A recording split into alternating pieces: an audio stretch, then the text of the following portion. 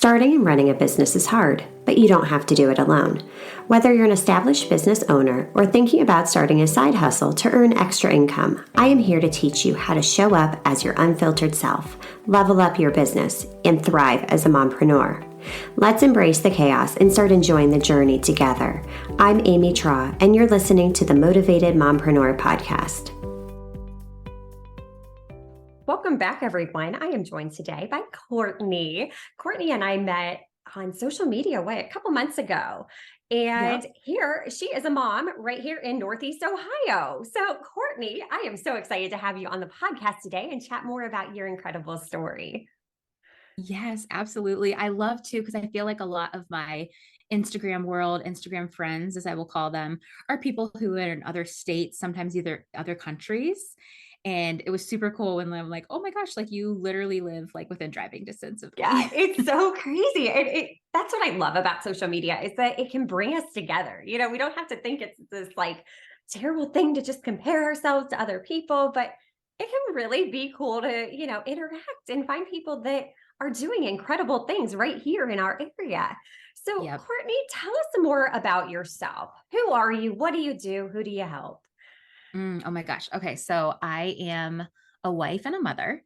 My husband and I have been together it'll be 6 years in May of 2023. We have a 4.5-year-old son.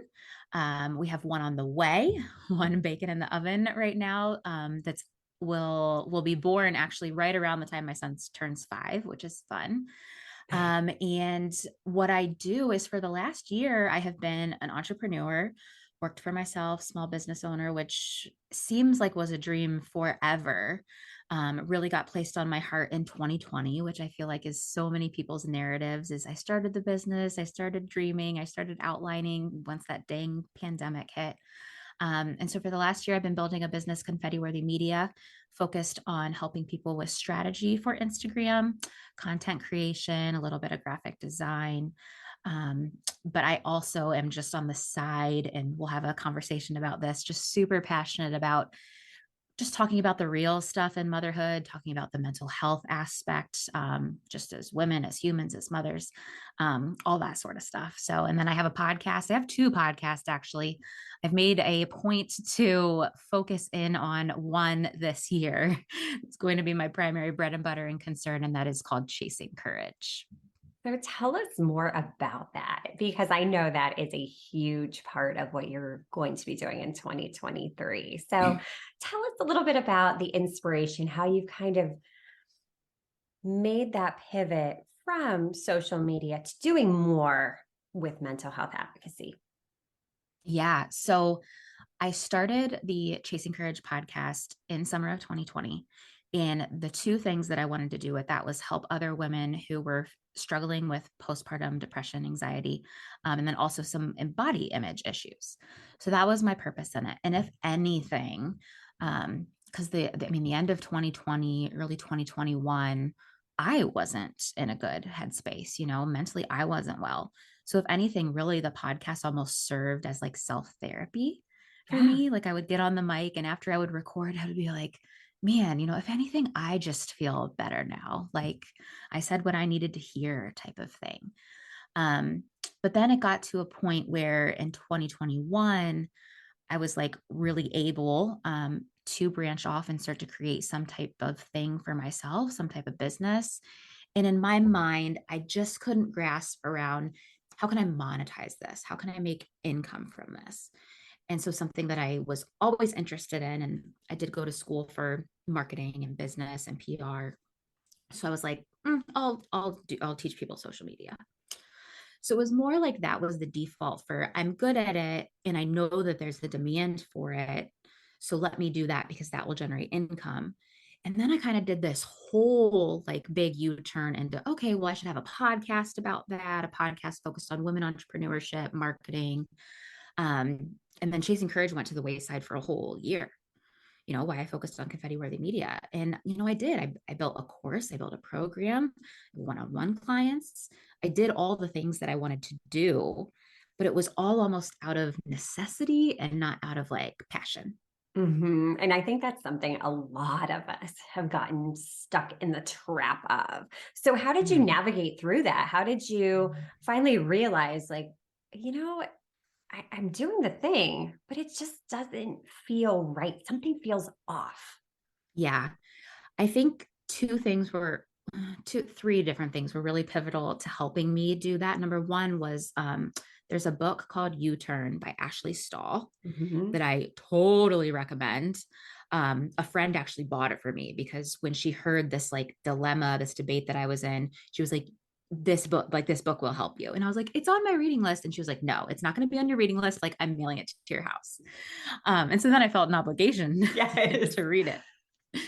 So that book was phenomenal. And just like anybody who has questions about, even if you're just going to change your career path within traditional corporate America, great book for that. So is that it was a combination of letting myself go or taking away the pressure of having income that I had to generate myself. And that literally was as simple as this was about 5 or 6 weeks ago now, um, allowing myself to be a part time employee for somebody else. I'm still doing social media and social media management, but I know because I'm a part time employee, there's a set number of hours that I have that little security and that cushion again. And so it's like, that's my kind of traditional, and people can't see that I'm doing air quotes, but that's my traditional income. And then I can do what I'm really, really passionate about and trying to build, quote unquote, on the side. I love that. The third thing, which is a little heavy, but I mean, it is what it is. A lot of a lot of people are familiar with Twitch or Sir Twitch a lot. The choreographer, the Ellen DeGeneres DJ.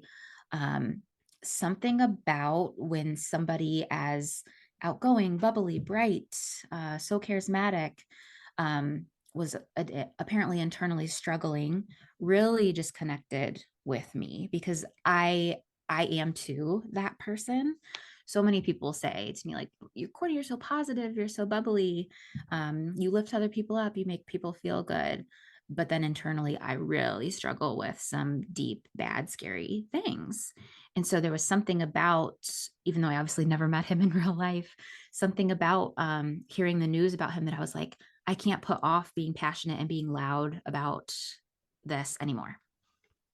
That's incredible. That's absolutely incredible because so many times we do push it to the side. We put on this facade that everything's okay and we're fine. Mm-hmm. Where inside we're crumbling. We're falling apart. Mm-hmm. I struggled hard with postpartum depression with both of my kids, and it wasn't until afterwards that I realized it. And just having that realization that something's going on and being willing to reach out and become the advocate for people and helping improve that awareness. Courtney, that is incredible. Way to lean into that.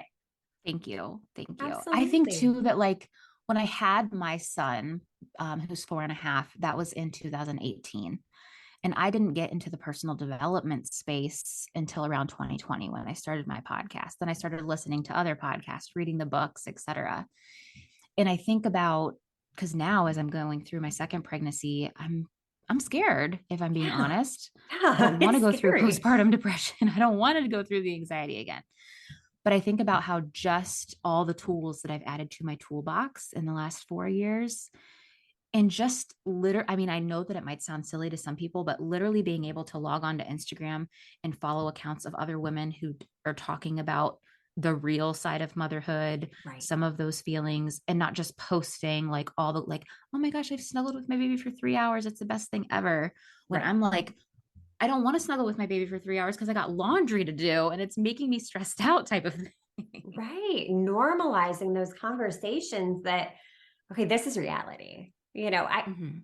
before I became a mom and then when I actually became a mom, it was two totally different things. Like the false sense of reality that I had, I thought just like we're just gonna snuggle all day, it'll be glorious, and I'm gonna get so many things done while the baby sleeps and this and that, and my house is gonna be spotless. And then there was the reality. There were some days I Yeah. didn't get a shower until my husband got home from work, at 7 o'clock, because he would work, 11, 12-hour shifts. So it was like I struggled hard. Yeah. And I still remember my first like 6-week checkup at the doctor.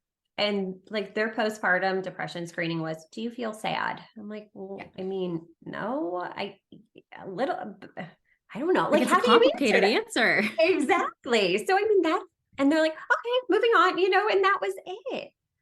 So I Hmm. think that normalizing this is so needed because so many of us Hmm. are going through it, have gone through it, know someone who's going through it. And even if you're not going through it yourself, if you can help someone else that's in a dark place that may not realize that they're in a dark place by checking Yeah. in with your friends that are moms that have just had babies. Hey, how are you doing? Like, no, tell me Hmm. really like how you're doing. I need to know like that Yeah. you're okay. If I would have had Yep. somebody that I would have honestly answered, because you just, I don't We know. normally don't honestly answer. Right. Like, oh, I'm good. Everything's fine. Baby's great. We're good. And then you get off the phone and you're just bawling, like, no, I'm not Yes. okay. So what Oh, have yes. you said you've added so many different tools to your toolbox over the past few years. What have some of the most valuable tools that you've found have helped you or have helped others and been beneficial? Mm, for sure. So many. A couple that I would highlight would be just community in general. Having like, while it's also important to be the friend who is checking up on other people, having friends who will do the same for you. And if I'm honest, a lot of the friends that are in physical proximity to me, I don't have that type of relationship with. It's honestly over the years, my podcasting friends or Instagram friends who, I now have Voxer conversations with or text message with, that they're the ones that are like, I can just tell by the change in your social media posts that like you're not doing very good right now. And so having that type of community and friends to surround you with is super important. Um, Therapy, I'm a big advocate for therapy. I'm not currently in therapy, but I will be the first person to sign back up if I start to, feel deep in those feelings again. Um, Throughout my son's 4 years of life, I saw three different therapists too. Like there was a period of time where, one was really working for me and then she wasn't. So, also being not afraid or normalizing that, you can outgrow a therapist or you can break up with a therapist. Um, a couple other things would be just like listening to podcasts, journaling, stuff like that. Stuff that I literally didn't listen to a podcast until the end of 2019 ever. And I think that number one, you can just feel validated by that. Like, right, there some people might be listening to us right now and they're just shaking their head. They're like, yeah, I agree with that. I relate to that. That's such a great feeling. Um, and then also it's just can be a great way to disconnect depending on what type of podcast you want to listen to. I'm reading more than I ever have. I remember after I graduated college, I'm like, I'm never reading again, not a textbook, not for pleasure, nothing. I read like a book a month now. Just little things like that. Those are incredible. And none of them really take, a ton of effort or a ton of time to do. Just, making these simple little changes can be such a game changer. And Hmm. I'm also a huge proponent of therapy. And I think that, we need to normalize this. I think we need to advocate for better coverage of therapy services. It's just Yeah. incredible to me. I came from a career in healthcare, and they're always preaching about, okay, make sure your mental health is okay, make sure this, that, and the other. And, you have to do these steps to get your insurance at a lower premium. But they're not giving you any resources to actually improve that. So, Hmm. if we can start to really show that, what, this is just as important as your physical health. This is just as Yeah. important as getting out there and moving your body and eating right and taking care of yourself, because if you're not okay in your mind, you can't be as good of a mom, spouse, business owner.